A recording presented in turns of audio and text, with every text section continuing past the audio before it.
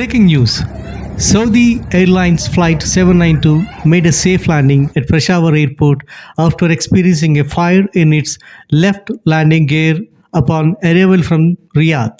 Quick action by air traffic controllers and prompt response from the fire and rescue services ensured the safe evacuation of all 276 passengers and 21 crew members. There were no injuries or fatalities, thanks to the coordinated efforts of the airport's firefighting teams and professionalism of the flight crew. Thanks for watching. Please subscribe to my channel and share it with your friends.